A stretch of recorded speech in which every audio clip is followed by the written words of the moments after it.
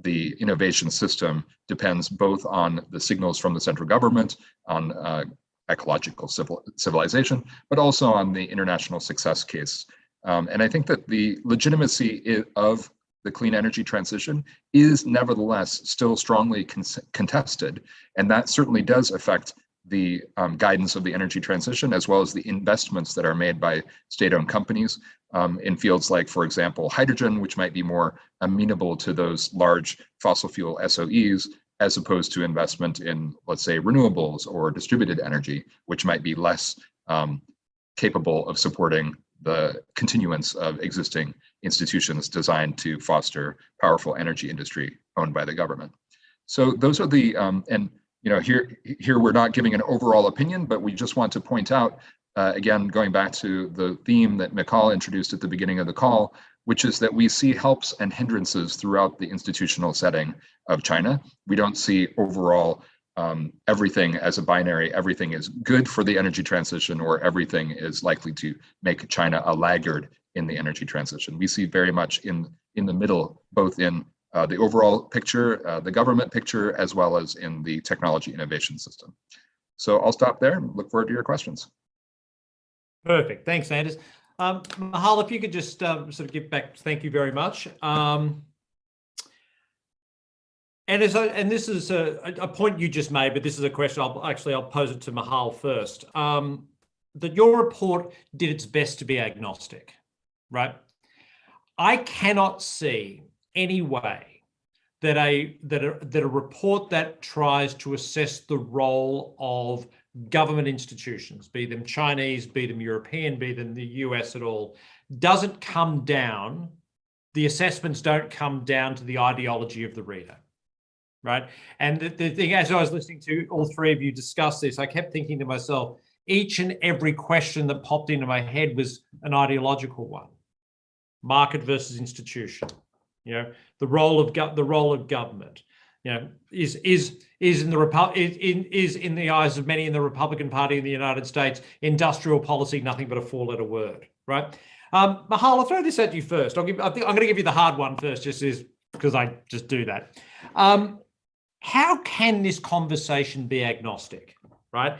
Is there a way to quantify the debate of how China is progressing, right? And that'll get me into a sort of a second question about, the secrecy of Chinese institutions. One way to be agnostic is to have yardsticks of progress, right? But we're probably not going to get that out of China, are we? And I think we're going to do our best, right, to use the data that is available to us, as well as new forms of data. I am trying to avoid your question, but I won't. Look, of course, it's hard to be agnostic. It's hard to be agnostic about the energy transition in general, right? When you think about the EU, you pose the same questions. Are the EU pledges realistic? Is the role of market and the focus on market, is that going to deliver the energy transition in time? But I think we have to try as best we can remain agnostic, because these questions are too big and too important. I think it is important to inform about both the advantages that the Chinese institutions hold and the ability to mobilize resource, the ability to get things done, just as much as the weaknesses or the challenges that we think will face the energy transition, because it is in our common interest to understand the strengths, the weaknesses, the shared challenges, and the opportunities that arise from the energy transition, because we have to go beyond this view that, China will win and the US will lose, or whoever it is will win and lose, because ultimately this is the future of our planet and of our children. So I think we might very well be attacked for not being agnostic enough. And, I think when you talk about the energy transition, as we're finding, you're always not satisfying somebody sort of in one spectrum of the debate. But I am convinced that we have to do our best, again, because it is in our best interest. And therefore, we have to use what data we have in order to assess the progress. And look, you can see a lot about exactly where China is a leader and where China is a laggard. How you think that plays out, that's where it becomes a bit more of kind of your knowledge or best get or assessment But we do have metrics to assess how things are progressing, and we see China's importance and influence in global supply chains, in new energy technologies. We also see where there are disruptions and distortions because of policies and because of market design. Again, these are not just distortions that happen in China, they happen elsewhere as well. We, of course, happen to focus on China with a magnifying glass. Right. But Philip, on that, just on that point, though, I mean, you know, again, you can have your views on institutions as a whole, but I think that everyone would agree that a transparent institution is better than a non-transparent institution, right? I don't think there's any question about that as far as I'm concerned, right? Talk a little bit about, you know, again, this whole topic is about help and hindrance, right? How is the lack of transparency amongst Chinese institutions? How much of a hindrance is that? Or is that something that in the Chinese context is just a little overblown? In a very narrow sense, as far as getting things done at a large scale, I don't think that is an issue. And again, going back to what you were discussing with Michal, every society has a problem here, yeah? And it's about how much pain are you prepared to take as a political leadership and as a society in order to achieve this, okay? And you know, even in an authoritarian state like China, they have to consider the pain of the unemployed co-workers or whatever. So I think the issue, and Anders touched on that, is not so much the transparency in the sense of can you see inside the black box, because actually most of the important stuff you can see strategically. I think the issue is really getting citizens engaged, as Anders said. So it's top down. The opportunities for citizens to get engaged in communities to so they have enough information and access to technologies to, as we see particularly I think in Europe, in Germany, in Holland, to get communities together to do great things. That is not there. But you know, is that part of the embedded institutions? You know, lack of transparency, top down, bottom up initiatives at provincial and county level, yes. At village level and below, less so.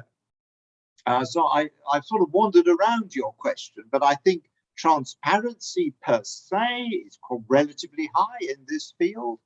The issue is the top-down nature and the lack of engagement throughout the system. I put it like that. Right. Anders, talk a little bit about sort of the you know, the ability to when you're being entrepreneurial, right? And that's entrepreneurial in the sort of the market sense and entrepreneurial in the Chinese sense, right? The ability to fail is really important, right? The ability to break stuff and fail, right? And I remember, I forget the year it was under the Obama administration, that there was an outcry about a solar company that went under with I think it was $122 million of $122 million was lost, which last time I looked, that's probably, you know, the you know, a day's worth of budget for innovation in terms of failures in China. Talk a little bit about sort of the advantages or disadvantages that China faces, being, you know, not entrepreneurial in the Western sense, but on the other side of the coin, having the ability to throw a lot of money at the problem and having no problem with the concept of failure. Well, I don't necessarily think there's no concept of failure. It just might be flavored a little bit differently. And in terms of entrepreneurship in energy innovation by the private sector, for example, I think the very most important Chinese characteristic would be to understand that the private sector, just like the state-owned sector, will be very much monitoring the hot fields for investment of that time period. And I think this is quite similar sometimes in other countries like the United States, but the hot technology or the hot investment field of a given period in China would be very much signaled by the government and by large volumes of policy pronouncements, both from the central government and the provincial government. And that would indicate to entrepreneurs, okay, well, we should invest now in scaling up manufacturing of electric vehicles, because even if we do end up not having the most promising technology, probably the investments will flow, and we at least will not fail fast. We will rather be allowed to grow to a certain size and then perhaps exit. From the public sector, I think as well, the state-owned industry, and this goes back to your ideology question, is that, you know, I think that there's evidence that the state-owned companies can be innovative and can receive state signals about what new fields to invest in. And certainly the state-owned enterprises dominate investment in renewable energy, wind and solar, which is quite different from the United States or Europe, where let's say, incumbent regulated utilities have not necessarily jumped into those fields. Nevertheless, those companies are going to very clearly be basing their investment decisions on signals from the government. And then it's a kind of a circular process. The government will base its targets on the plans of state-owned enterprises, which gives them the possibility to later, if the investments didn't pan out, say that all of this is really a government-backed project, and you know, there's no possibility of defaulting on a project because the government, after all, approved everything every step along the way. So I think that it's a mix. There are possibilities of failure. It might be lower, and the failure, the strategy to prevent failure would rely more on those careful and accurate reading of signals from the government than would be the case in industry elsewhere. Right, but isn't it safe to say that this is an issue of scalability? And what I mean by that is, this is no judgment on entrepreneurs in China, US, Europe being any better than anyone else. There might be, you know, different support structures and the like that help them in different ways. But at the end of the day, isn't China's institutional advantage is the fact that when there is good innovation, when there is something that is a great product that hits the market, that solves a certain issue, it might be solar, wind, whatever it is, that it can be scaled so much more quickly, right, with Chinese institutions behind them, than a reliance on the market mechanism to be that driver of scale. I think that's just looking at technology innovation. I think that could be true. It could be more true than not, but there might be a counter argument, which is that if you believe that the technology innovation system for clean energy will always depend on, first of all, a technology starting out in some sort of niche, which is not widely recognized in the market, including by policymakers. And then that niche grows to a certain scale, at which point China would maybe latch on to this trend and scale it up massively. And the technologies that China has succeeded so far in doing what I just described, solar and batteries, especially electric vehicles, arguably, they do have that characteristic where that worked out. And I think that is partly because of the very capital intensive nature of the technologies and the fact that they were also quite small and modular. So battery, obviously very, you can imagine as a small modular technology, at least at this unit scale that could be standardized, and then manufacturing could be scaled up very rapidly. And then the actual capital investment could be made by these very large energy groups, even if there are, obviously private entrepreneurs involved, but the investment is coming in some respect from the state in that scale up. That is one story that might not be repeated in every technology that we would need in the future, especially if you believe the argumentation around the energy transition as a revolution in energy consumption. So in China, there is actually this philosophical statement from the top leadership that China would revolutionize its production and consumption of energy.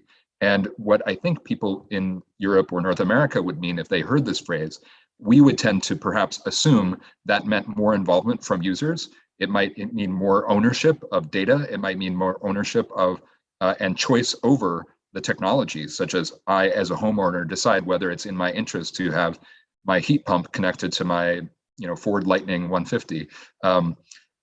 These types of bottom-up processes would not probably be well suited for the Chinese institutional setting, for the innovation system of China. And that doesn't mean that all things where the user is deeply involved or has to provide input wouldn't work in China. We see the success of WeChat, for example. If you want to charge your EV, perhaps it's better to have the apps all be on one app instead of having competition among many that are the consumers choosing which one is best. Perhaps for homeowners or apartment dwellers, it's better for the state to come in and say, now you have to have solar. But yeah, I think that it's quite uncertain.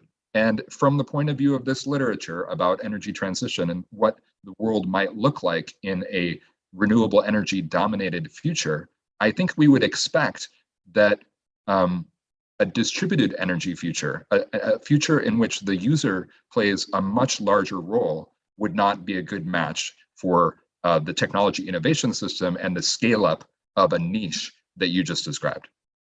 Got it. And obviously what that does at its core is threaten the essence of the state-owned enterprise.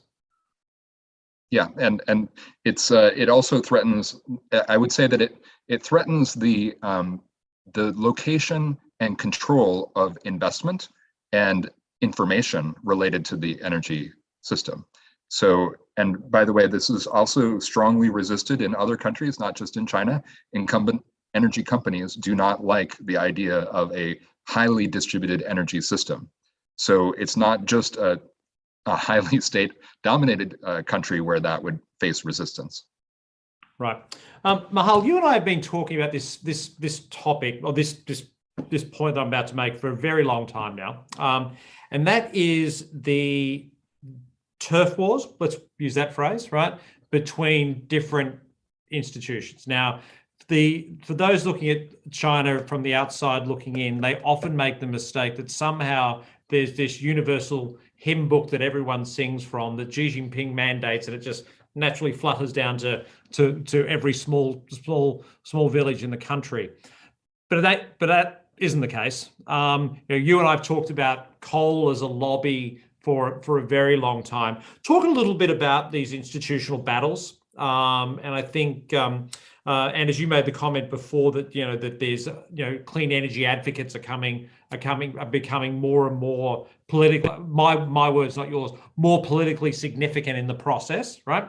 But Michal, talk a little bit about coal versus clean energy, different ministries battling back and forth for preeminence in the context of moving 30-60 in the direction it needs to go.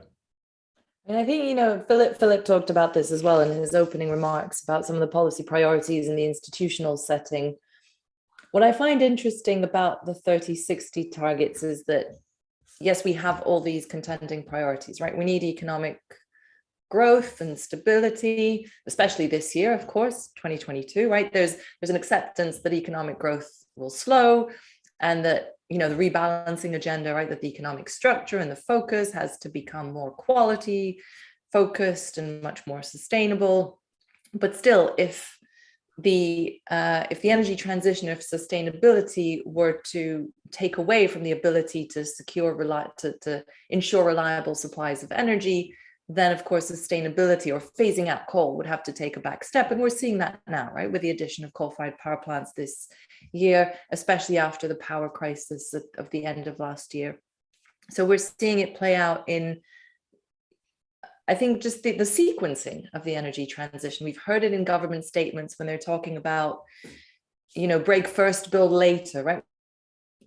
When they're talking about the sequencing of the energy transition, that provinces cannot rush into decarbonization or into changing their industrial structure too rapidly, because China still has at least a decade of growth, urbanization that requires additional energy supplies. And I think it is really important to remember that when we're coming from a European or North American context where energy demand has essentially peaked, and now, we're the post-industrial structure of the economy in China isn't there.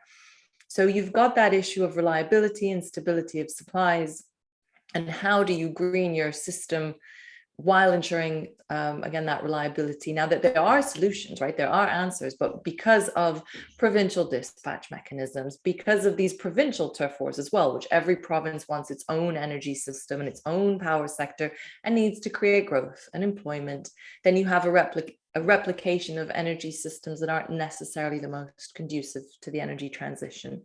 So, but I would argue that at the same time, what has been really interesting about the 30/60 pledges is that at least they seem to be coming from the very, very top. So they're coming from Xi Jinping with a host of advisors, that the government has created a leading small group, which is effectively sort of a steering committee to help coordinate amongst the various ministries and stakeholders and try to push the agenda in a more concerted fashion. And I think that is starting to trickle down. But again, as we saw last year, the government and the party were even saying, slow down. It's trickled down too fast. The message was too well received to a certain degree. We actually need to think about the pace of the transition and how it works with all these various interest groups. So I think we're seeing, again, the past sort of 6 months have been a very interesting test case for both sides of both the fragmentation, but also I think a concerted effort. And to me, the strength of the 30/60 targets comes from the fact that it is a convergence of a number of interests, that you can gather the industrial stakeholders, the technology, kind of the Ministry of Science and Technology and MIIT, because it is conducive to a number of broader interests. Now, the question then becomes what to do with the incumbents. And I think this is a question of helping the state-owned companies, coal, oil, gas, adapt, rather than thinking about how they're going to be unwound or broken down. It is really a process of adaptation. Right. So is that, just on that point, are we likely to see, Total changes its name to Total Energies? Are we likely to see PetroChina become energy China? Is there a move away from fossil fuels? And because again, let's face it, Total did that for a reason. BP did that for a reason, right? Because they know that their business lines and their business model doesn't work 20 years forward. Right, so they're being part of that. They're being part of the broader solution for purely commercial reasons. Does the same thing happen to PetroChina? I mean, do they know that their business model is not apt for the next 20 years, or that shareholders and public opinion do not like that? I mean, I think it's a very interesting debate, even within fossil fuel companies. There is still a role for gas in the energy transition, especially in Asia over the next at least decade or 2 decades. Now, that's not enough for oil and gas companies to say, you still need us, so we're not going to do anything to reduce our carbon footprint and to try and make a better, assess our methane emissions. There's a lot that rides on them, but they still have a role to play, I think, in the energy transition, even though, again, there's a lot of accountability. And we go back to these issues of transparency and credibility, which they also need. But I fear that the debate has gone very much to the other direction, where it is no longer politically correct or acceptable to talk about the role of fossil fuels. And therefore, these companies are under a huge amount of pressure to transform, even though they are still delivering some goods. Now, within China, the oil and gas company's shareholder, the largest shareholder, which is, of course, the state, is pushing towards the energy transition, but perhaps not as aggressively, or is not looking to phase out fossil fuels. I think there is a broad consensus that coal will peak in this 5-year plan. Oil still has a decade to go, and gas certainly has 2 decades to go. The NOC, sort of the oil and gas companies, when they talk about their energy transition, they're really talking about moving from being oil and gas companies to being gas and oil companies. So I think the pressure is slightly different. Again, it goes back to what Philip was saying earlier. Are we going to get more SOE reform? And if we get SOE reform, what is that going to look like? Is it going to be combining some of them into bigger energy groups, which will lead to a change of name? I don't think it will be privatizing them or dismantling them, but that will be sort of what are the requirements. It would make sense, right? Because as we've been saying, this is a system-wide transition that we're undertaking. And therefore, all these kind of interconnections, or thinking about energy as energy systems rather than as fuels, make a lot of sense. But I don't think we're there yet in China. Got it.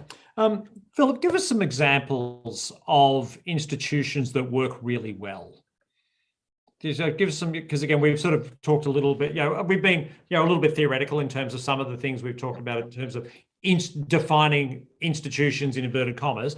Talk a little bit about some specific examples of, an institutional process within China that works, that is really propelling the 3060 agenda forward. Well, if we look back, because you can't predict success in the future, okay? So that if you look back, you look at solar and wind, and that was all a matter of one, setting targets initially for deployment of solar farms and wind farms, but backed by huge quantities of money along the full supply chain. And as Anders said, regardless of cost. So you got money for R&D, you got particularly local governments supporting manufacturing because that created jobs, and it may not just have been money, it might have been cheap land, cheap electricity, cheap water, and then access to land, and again, in certain areas, local governments supporting the deployment of wind farms and solar, etc., and then feed in tariffs for the renewable energy. So they looked at central and local government levels, including the financial mechanisms, whether it be state or state banks. The money was thrown at the issue along the supply chains, and the technology wasn't new; it had been developed in the West. Wind farms and solar panels, solar photovoltaics was discovered in the 19th century and developed in Europe and America since. So they just had to take their technology, learn how to use it, maybe improve it a bit to local conditions, throw money at it and get it out there. And that's, that in very simple terms is a success. And I would go back to what Anders was saying. I think where the problem lies not just in small scale innovation, but the one innovation you would hope that China would have achieved is carbon capture, utilization and storage. It is the biggest user of coal in the world. If they had developed the technology for that, they could be flogging it around the world right now, but they didn't. They are laggards in that. The leaders are US, Canada and Australia. China today still has only pilot projects. But simple stuff, they are good at. The really complicated stuff, unless the government says, Anders says, unless the government says go, nobody goes. For whatever reason, the government really never pushed carbon capture. Conversely, nuclear, generation 4 nuclear fusion, all of this stuff it's all go, and they've been investing in this for 20 or 30 years. So they throw money. If it's a big technology, they throw money and get their best engineers, and it works. But if you're expecting somebody to develop carbon capture and storage, with the state companies are not interested, who's going to do it? So I've given you a bit of a spectrum there. Right. Anders, how important is the fact that China's really good at making stuff, right? And I say this a lot because, again, we hear year after year after year that the biggest threat to global corporates is over-concentration in their Chinese supply chain, and year after year they do nothing about it because after 4 decades, China's really good at it, right? So talk a little bit about how much of a strategic advantage domestically that is, because obviously they're producing, be it solar, wind turbines, whatever it is, for both domestic and foreign consumption. But how much of let's phrase it this way, how much of an institutional advantage is it that they have the world's best supply chain? Yeah, I think that the paper that I really like on this is called Scaleup Nation.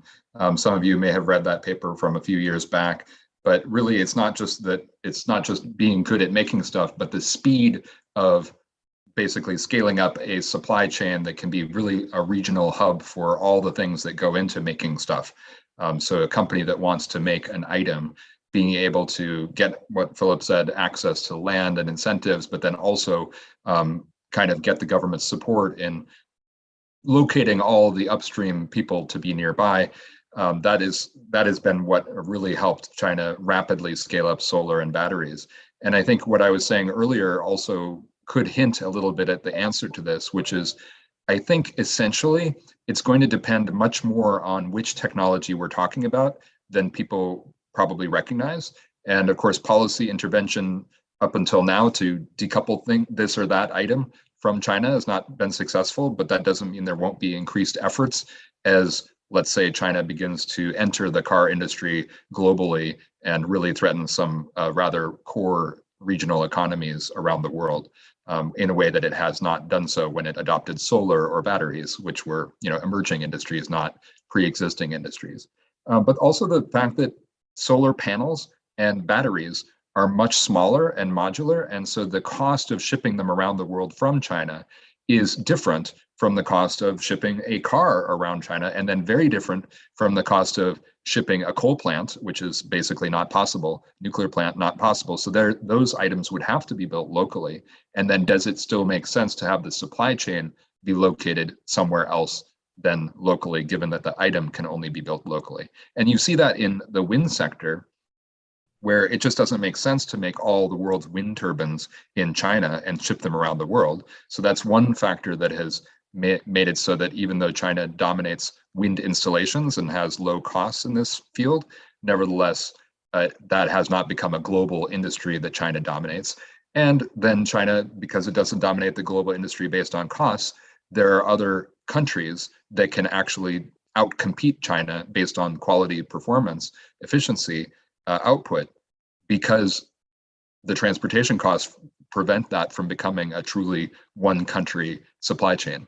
So I think that will really depend, not just on the modularity and size, but if we do believe in this energy revolution idea that a lot of the future technologies that we will need will be somehow distributed in nature, perhaps more literally software, not metaphorically, but could be more literally software based, then that could also lead to a different industrial structure than what we've seen in solar.